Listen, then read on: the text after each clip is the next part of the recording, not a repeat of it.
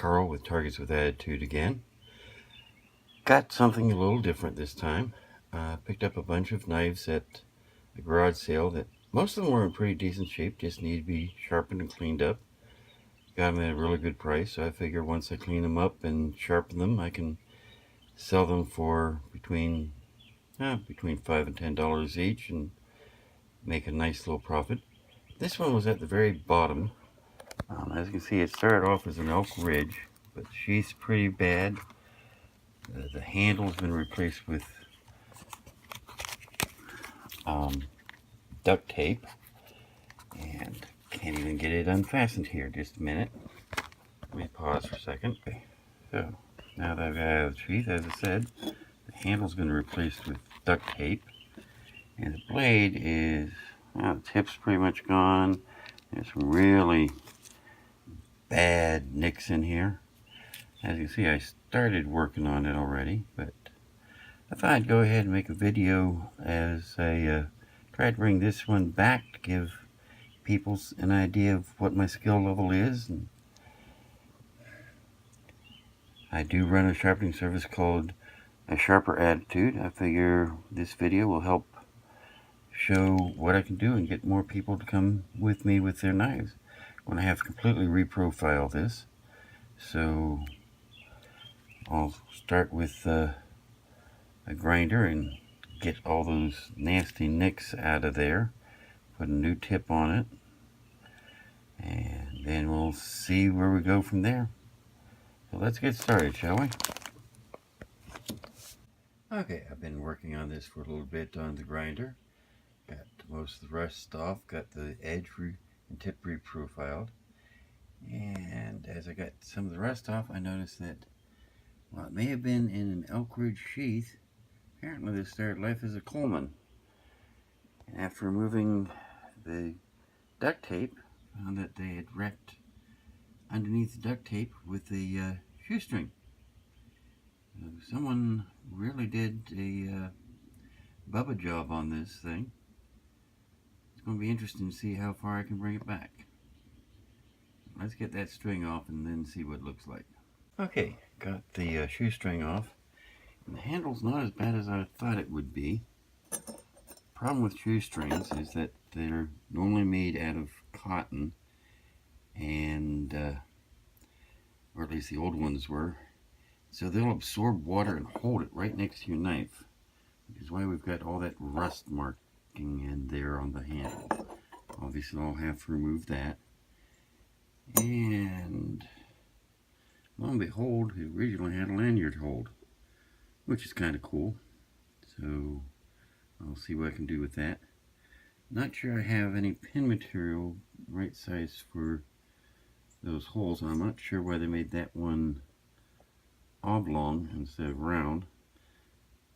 So I may have to buy some new pin material. But we'll see what we can get. Right now, let's go back to the grinder and see if I can get off all that rust. And then we'll get to work with wet dry sandpaper of increasing grits until we can get it all nice and shiny without all the sand marks that you can see from the grinder on there. And after I do that, then we'll see what we can do about a handle, and then I'll go and put a new edge on it, because obviously I destroyed that edge. It's right now you'd have trouble cutting butter with it, but that's okay. We'll get it up nice, and soon, instead of having a piece of crap bubbled Coleman, we'll have a Kurtz special. So let's get going here. Okay, well, we've got things ground to shape here, and I've got new scales made and fitted. Use zebra wood, which almost makes the scales worth more than the knife originally was. But they look really good. As you can see, I haven't done the final sanding on it yet. And of course I still need to polish up the blade, get rid of all those scratches and sharpen it. And then I'm going to have to make a sheath for it, because obviously the sheath that came with it just, that was a piece of crap, to be blunt. But all in all, it's looking pretty good. So let me get back to work here and we'll see what we see. Okay, here we go. I just finished putting True Oil on the handle, so it's still wet, and of course all the cracks and like are showing up super sharp because of that. But so far I'm fairly proud of it, especially considering I use nothing but hand tools to do this. I just need to make a sheath for it. Still not sure whether I'm going to make leather or Kydex, but we'll see. Lean towards Kydex since I completely redid the knife. And besides, I've got Kydex on hand and have to go out and buy leather. But we'll see what this looks like once everything's dried and I have a chance to buff everything out. So hopefully in another day or two I'll have the sheath made and we'll see what we see. Okay, and so we're done with the restoration of this knife. Nice little custom Kydex sheath. Tight enough that the knife isn't going to fall out, but easy enough to get off. I use zebra wood for the handle scales. I use True Oil gun oil for the finish. Polished up the blade. In the process, I did end up taking off the Coleman stamp and the Made in China stamp, so they're no longer there. But still a very nice looking knife all in all. Fits nice in the hand. Feels good to me at least. So, let's say you wanted to hire me to do this sort of work for you. Well, reprofiling the blade. It's a 4-inch blade, so that would have been $4. Sharpening is another $5, so we're up to $9. Polishing and removing all the rust, that would have been another $5 to $10. So let's go with 5 just to keep it on the low side.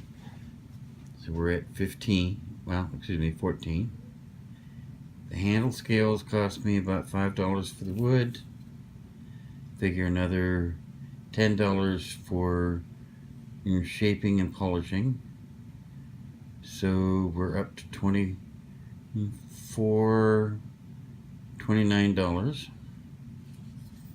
And the Kydex sheath, it's a small sheath, even if it is kind of nice in my own opinion. So that would have been about $10. So we're looking at $39 for the complete job. Not too bad if I do say so myself.